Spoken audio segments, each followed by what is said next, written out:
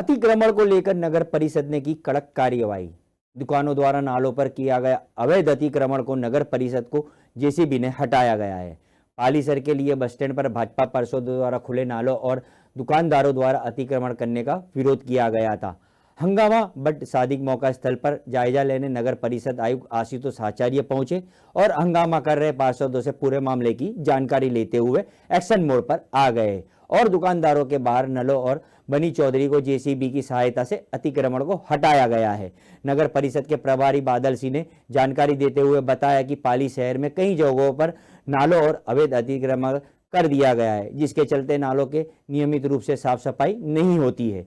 इसी को लेकर नगर परिषद आयोग के आदेश के बाद पुराना बस स्टैंड के पास दुकानदारों द्वारा तारों पर अवैध अतिक्रमण के बाद जेसीबी का सहायता से उसे हटाया गया है। नगर परिषद आयुक्त आशुतोष आचार्य ने बताया कि नाले पर हुए अतिक्रमण के कारण नल की सफाई के दौरान सफाई कर्मियों को दिक्कत आती है, इसलिए नाली पर जहां जहां अतिक्रमण हो रहा है उसे हटाने की कार्यवाही शुरू कर दी गई है।